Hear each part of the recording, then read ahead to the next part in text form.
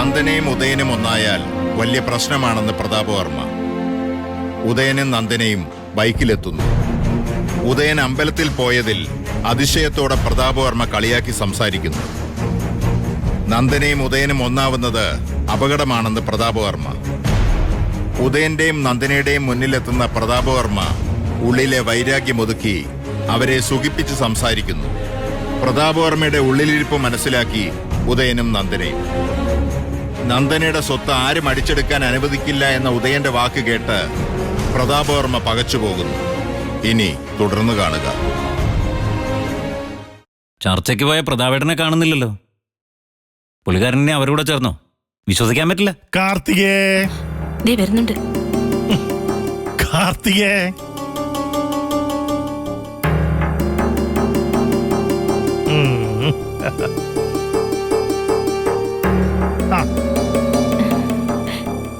ഏതിയേട്ടൻ പറഞ്ഞതേ ഉള്ളൂ പ്രതാപേട്ടനെ കാണുന്നില്ലല്ലോ എന്ന്. പോയിട്ടെന്താ ചേട്ടാ? എന്താവാൻ, രണ്ടിനും കണക്കിന് കൊടുത്തിട്ടുണ്ട് ഞാൻ. നിർത്തി പൊരിച്ചില്ലേ? അവള് തന്ന പായസം കൈനീട്ടി പേടിച്ചപ്പോളേ നന്ദന വിചാരിച്ചു ഞാനേ അവളുടെ സൈഡായിരിക്കുമെന്ന്. ആ അടവൊന്നും എന്റെ അടുത്ത് ചെലവാവില്ല. അവളുടെ അമ്മ വിദ്യാഭാരതിയെ പരച്ചവരയിൽ നിർത്തിയിട്ടുണ്ട് ഞാൻ.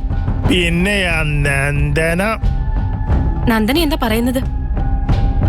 മിണ്ടിയില്ല അവൾ എന്നോട്. അവസരം കൊടുത്തിട്ട് വേണ്ട മിണ്ടാൻ. മുഴുവൻ സമയം ബോള് ദേ എന്റെ കാലിൽ തന്നെയായിരുന്നു. തുരുതുര ഞാൻ ഗോൾ അടിച്ചുകൊണ്ടേയിരുന്നു. ദേ 1-2 പന്ത് ഉദയനോടുത്തു.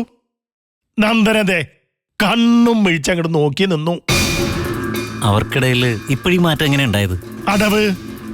അവര് തമ്മി പറ്റിക്കുന്നു, മറ്റുള്ളവരെ പറ്റിക്കുന്നു. അങ്ങനല്ല പ്രതാപേട്ട. ഉദയേട്ടനും നന്ദനയും പരസ്പരം ശരിക്കും സ്നേഹിക്കാൻ തുടങ്ങിയിട്ടുണ്ട്. അത് പറ്റിപ്പല്ല, യഥാർത്ഥമാ. ശരി, അങ്ങനെയാണെങ്കിലും നമുക്ക് വേണ്ടത് ഞാൻ ചെയ്തിട്ടുണ്ട്. അവരെ തമ്മിൽ അകറ്റാനുള്ള പണി. അത് നടക്കൂ? നടക്കും. കാരണേ വിചാരിച്ചതാരാ? ഈ ഞാനാ. അവര് തമ്മിൽ ഒടക്കിലാവും. മുമ്പുണ്ടായിരുന്നതിലും ശക്തമായ അഭിപ്രായ വ്യത്യാസമുണ്ടാകും. അങ്ങനെ ഒരു പ്രതീക്ഷ എനിക്കും ഇടയ്ക്ക് ഉണ്ടായിരുന്നു. പക്ഷേ ഓരോ ദിവസം കഴിയുന്തോറും ഭാര്യയും ഭർത്താവും കൂടുതൽ അടുക്കുന്നതാ കണ്ടുവരുന്നത്. പുത്തനച്ചി പുരപ്പുറം തൂക്കൂന്ന് പറഞ്ഞു കേട്ടിട്ടില്ലേ? ഇപ്പോഴതാ ഇവിടെ നടക്കണത്. 2 ആഴ്ച കഴിഞ്ഞോട്ടെ, ഇവളെ പുരയ്ക്കകം പോലും തൂക്കില്ല. അവരുടെ മുറി ഒരംഗത്തട്ടായി മാറും. അത് പ്രതീക്ഷ മാത്രമല്ല പ്രതാപേട്ട. നമ്മൾ ഒരിക്കലും പ്രതീക്ഷിക്കാത്ത കാര്യങ്ങളെ മുന്നിൽ നടക്കുന്നത്. ഇതും അതുപോലെ ആയാലോ? എങ്കിൽ അന്തിമ വിധി വധശിക്ഷ.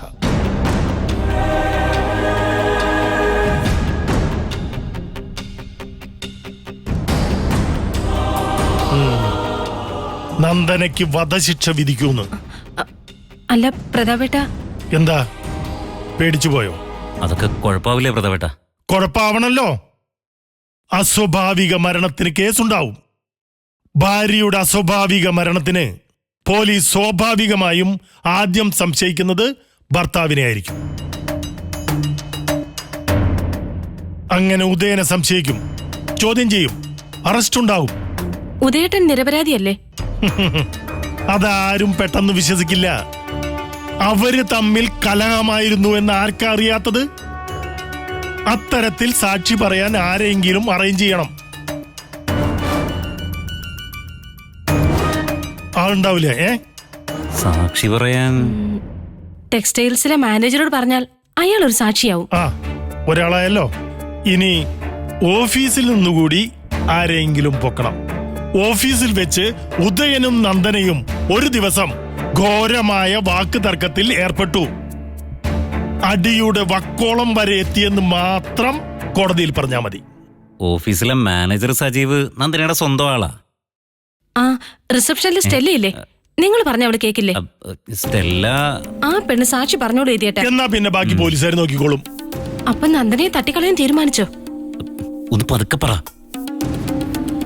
ഞാനേ ഒരു ഔട്ട്ലൈൻ ഇട്ടതാ. വേണ്ടി വന്നാൽ അതും ചെയ്യണം. അവസാനമാണല്ലോ അറ്റകൈ പ്രയോഗിക്കുന്നത്. അതിനു മുമ്പ് വക്കീലിനെ ഒന്ന് കാണണം. ഏയ്, ഇപ്പോഴീ പറഞ്ഞതൊന്നും വക്കീലിനോട് ഞാൻ സൂചിപ്പിക്കില്ല. മൊത്തത്തിൽ നിയമവശങ്ങൾ അറിഞ്ഞിരിക്കാൻ. നിയമവശങ്ങൾ അറിഞ്ഞിരിക്കാൻ.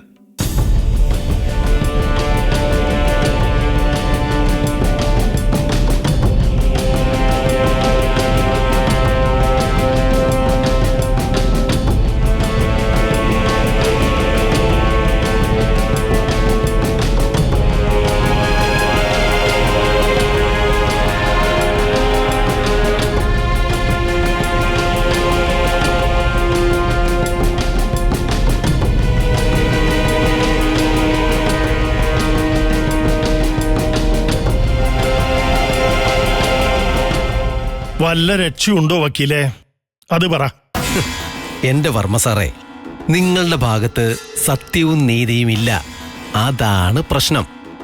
ഞാനേ സത്യഹരിചന്ദ്രനെ അല്ല സമീപിച്ചിരിക്കണത്, ശൈലേന്ദ്രൻ വക്കീലിനെയാ.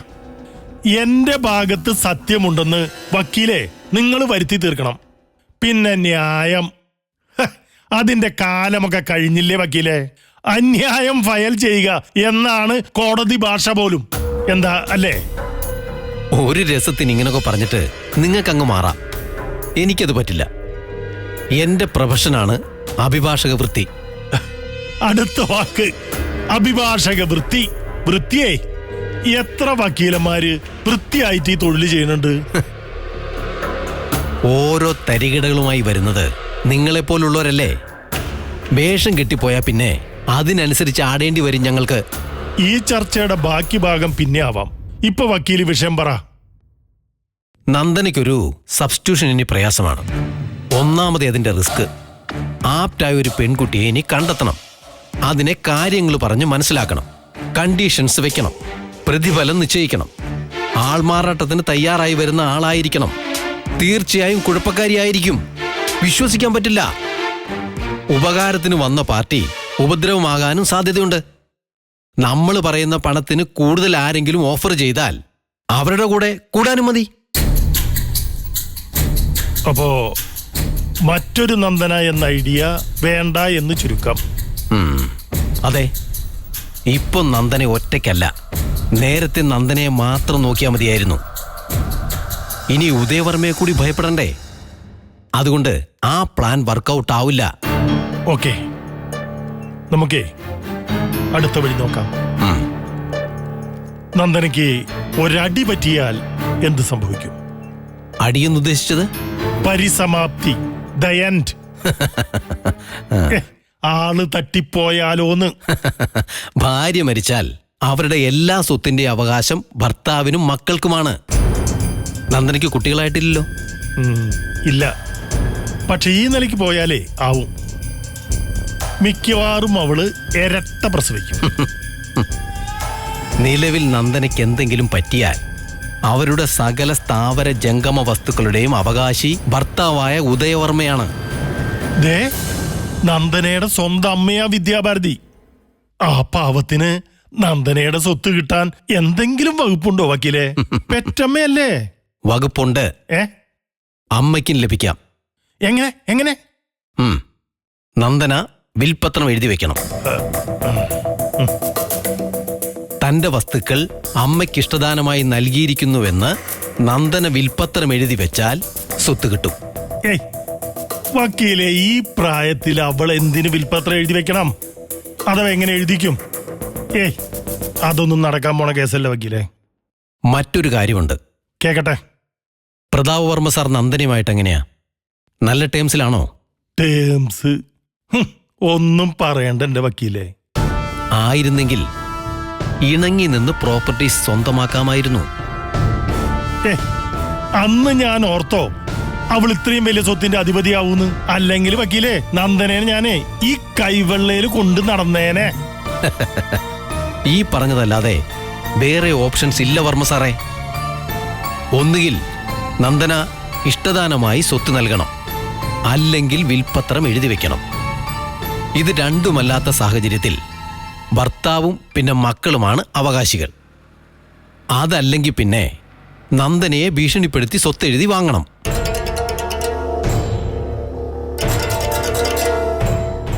അത് നടക്കുമോ?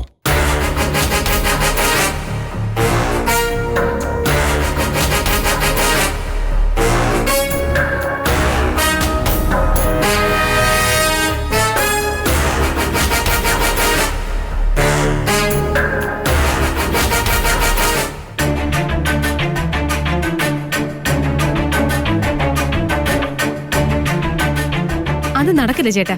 അങ്ങനെ ആരുടെയെങ്കിലും ഭീഷണിക്ക് വഴങ്ങുന്ന ടൈപ്പ് അല്ല നന്ദന. ഇതുവരെ നിങ്ങൾക്കത് മനസ്സിലായിട്ടില്ലേ?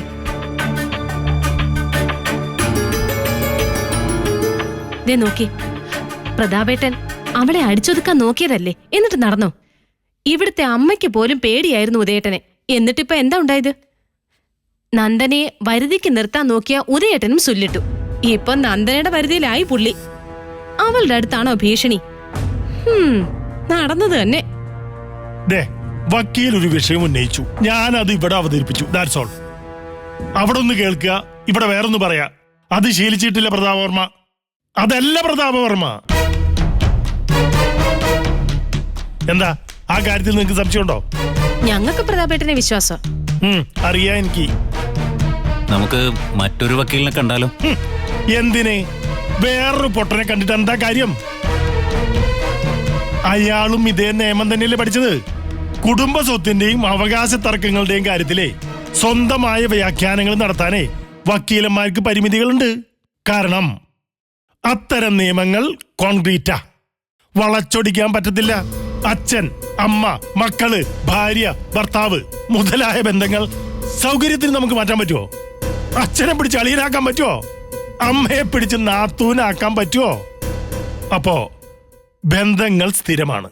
അപ്പൊ അതുമായി ബന്ധപ്പെട്ട അവകാശങ്ങൾക്കും മാറ്റം വരില്ല, നിയമങ്ങളും മാറ്റാൻ പറ്റില്ല. അതേസമയം നമുക്ക് വളച്ചൊടിക്കാം. ആരെ? മനുഷ്യരെ. അങ്ങനെ ഭർത്താവിനെ ഒരുത്തി വളച്ചൊടിച്ച് കഴുത്തിലിട്ടോണ്ട് നടക്കുന്ന കാഴ്ച ഇവിടെ കണ്ടോണ്ടിരിക്കുന്നേ. അവരെ തമ്മിൽ ഇനി ശത്രുതയിലാക്കാന്നുള്ള പ്രതീക്ഷയൊന്നും എനിക്കില്ല. അതിനുവേണ്ടി പ്രതാപേട്ടൻ എന്തോ ഫോർമുല അപ്ലൈ ചെയ്യാന്ന് പറഞ്ഞിട്ട് എന്തായി? ഇനി വെറുതെ അതിനുവേണ്ടി സമയം കളയണ്ട. സ്വത്തിന്റെ കാര്യത്തിൽ പ്രാക്ടിക്കലായിട്ട് എന്ത് ചെയ്യാന്ന് പറ. ഒന്നുകിൽ നന്ദനയുടെ ഒരു വകയെ നമുക്ക് വേണ്ടെന്ന് വെക്കണം. ആ മോഹങ്ങൾ മുളയിൽ നുള്ളിക്കളഞ്ഞാൽ പിന്നെ വിഷമമില്ലല്ലോ, കിട്ടിയില്ലല്ലോ എന്നുള്ള ടെൻഷനും ഇല്ല. ഏയ്, അതൊന്നും പറ്റില്ല. നമ്മളെ കുറെ പറ്റിച്ചത് അവള്. അതിനു പകരമായി അവളുടെ കയ്യിൽ നിന്ന് കുറച്ചെങ്കിലും എനിക്ക് പിടിച്ചു വാങ്ങണം. ഇഷ്ടം പോലെ ഉണ്ടല്ലോ. ഒട്ടും മോശമല്ല അവളുടെ ആസ്തി. ഉദയന്നൂര് വല്യമ്മ വക സമ്മാനം, കുഞ്ഞമ്മ വക സമ്മാനം, പിന്നെ ഇവിടെ ഒന്ന് ഉദയൻ വക ഷെയർ. എല്ലാത്തിന്റെയും ഉടമസ്ഥയാ. ഇപ്പറഞ്ഞത് കൂടാതെ അവള് വളർന്ന നാട്ടിലും എന്തെങ്കിലും കാണാതിരിക്കില്ല. ഏയ്, അവിടൊന്നുമില്ല. കുറച്ച് വസ്തുവെങ്കിലും കാണും. ഏയ്, ഒന്നുമില്ല യതീന്ദ്ര. അവിടെ പട്ടിണിയും പരിവട്ടല്ലായിരുന്നത്. എന്നിട്ട് ഞങ്ങൾ അങ്ങനല്ലല്ലോ അറിഞ്ഞത്. എന്തറിഞ്ഞു? നാട്ടില് നന്ദനയ്ക്ക് സ്വന്തമായിട്ട് സ്ഥലമുണ്ടെന്ന്. സ്ഥലോ? ഒരു 40 സെന്റ് മണ്ണ്. ആര് പറഞ്ഞു ഈ അസംബന്ധമൊക്കെ? ഞാൻ അറിഞ്ഞില്ലല്ലോ. പ്രതാപേട്ടനെ ഇക്കാര്യം അറിയാന്നാ ഞങ്ങൾ കേട്ടത്. എങ്ങനെ അറിഞ്ഞു എന്നൊന്നും ചോദിക്കണ്ട, അത് പറയില്ല. ആരെങ്കിലും എന്തെങ്കിലും നുണ പറഞ്ഞു വെച്ച്? നുണയല്ല പ്രതാപേട്ട, കാര്യം എന്താണെന്ന് നമുക്ക് രണ്ടു കൂട്ടർക്കും അറിയാം. അതുകൊണ്ട് അധികം സംസാരിക്കാതിരിക്കുന്നതാണ് നല്ലത്. എന്റെ നിരപരാധിത്വം ഞാൻ തെളിയിക്കുന്നുണ്ട്. പക്ഷെ ഒരു കാര്യം ഇപ്പൊ തെളിഞ്ഞില്ലേ? ആര് നന്ദനേരെ കാര്യം സംസാരിച്ചോ അവര് തമ്മിൽ പണങ്ങും. ഭയങ്കര ജാതകം തന്നെയായി പെണ്ണിന്റെ. പിന്നെ നമ്മൾ അതും ഇതും പറഞ്ഞ് കാട് കയറുക. എനിക്കൊന്നേ പറയാനുള്ളൂ, കുറെ നാളായി ആഗ്രഹിക്കുന്ന കാര്യ. അതിനുവേണ്ടി ഒരുപാട് സമയം കളഞ്ഞു. അവളാണെങ്കിൽ ഇവിടെ എല്ലാവരും തോൽപ്പിച്ചോണ്ട് വെച്ചിട്ട് കയറി പോവുക. ഇനി അത് പറ്റില്ല. എങ്ങനെ നന്ദനയുടെ സ്വത്തിൽ നിന്ന് നല്ലൊരു പങ്ക് അടിച്ചെടുക്കണം. ചത്തിട്ടായാലും കൊന്നിട്ടായാലും എനിക്കത് വേണം. You said it.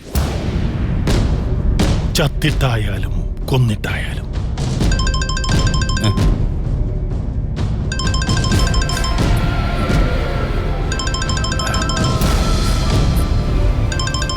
പിന്നെ ഫോൺ എടുക്ക.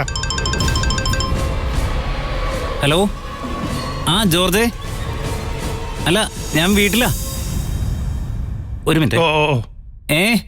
ഞാൻ വീട്ടിലാണെന്ന്. ഏ എപ്പോ? അത് ജോർജ് മാത്രമൊന്നും അല്ല, ഏതോ ഒരു പെണ്ണ. പോട്ടെ കാർത്തികേ, ചുമ്മാ അവൻ സല്ലപിക്കട്ടേന്ന്. ആ കോള് വന്നതേ ഒരു നിമിത്ത. യതീന്ദ്രൻ കേട്ടാ ശരിയാവാത്തൊരു കാര്യമാ മോളോട് ഞാൻ പറയാൻ പോണത്. Highly confidential. അതെന്താ? പറയാം.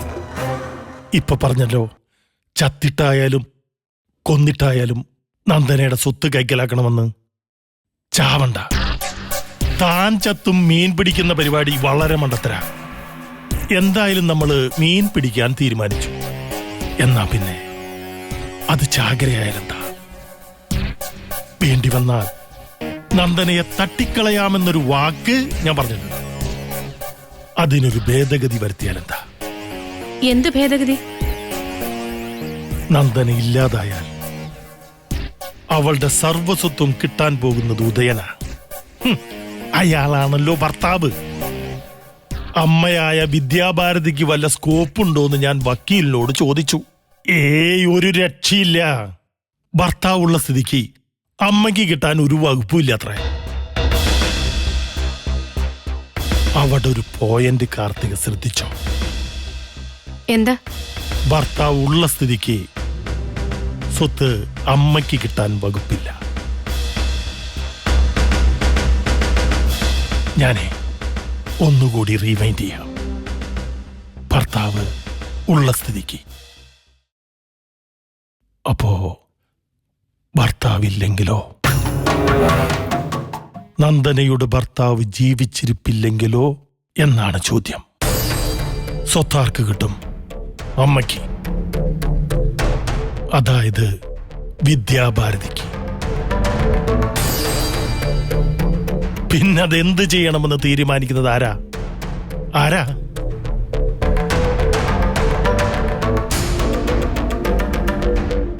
സംക്ഷിപ്തമായിട്ട് പറയാം. നന്ദന ഇല്ലാതാകുന്നു, കൂടെ ഉദയനും ഇല്ലാതാകുന്നു. സ്വത്തവശേഷിക്കുന്നു. എന്തു പറയുന്നു? ഞാനിനി എന്തു പറയാന്? ഇത് ഭയങ്കര ഐഡിയ പ്രതാപേട്ട. പക്ഷേ ഒരു കടമ്പയുണ്ട്. ഇനി എന്താ തടസ്സം? നമ്മൾ സംഭവം ആസൂത്രണം ചെയ്യുന്നതിന് മുമ്പ് ഉദയന്റെ ഷെയർ നന്ദനയുടെ പേരിലേക്ക് അയാൾ എഴുതി വെച്ചിരിക്കണം. അല്ലെങ്കിൽ പണിയാവും.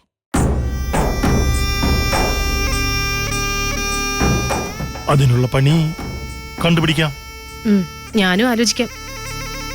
യതീന്ദ്രൻ കേൾക്കണ്ടെന്ന് ഞാൻ പറഞ്ഞതിന്റെ ഗുട്ടൻസ് ഇപ്പൊ മനസ്സിലായില്ലേ?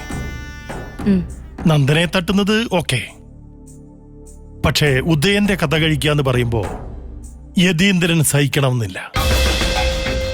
കൂടപ്പറപ്പല്ലേ, ഒരേ ചോരയല്ലേ. കൊല്ലുക എന്നൊക്കെ പറഞ്ഞാൽ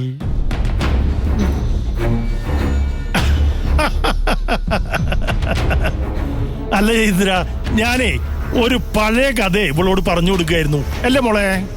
അതെ. ഒരു വെടിക്ക് രണ്ട് പക്ഷി, ആ കഥയല്ലേ? ഞാൻ കേട്ടു.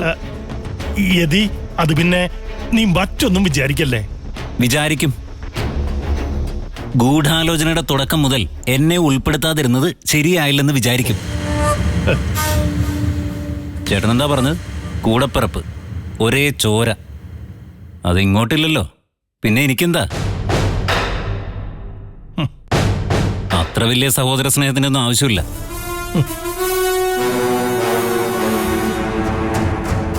ഞാനും ഉണ്ട് നിങ്ങളുടെ കൂടെ.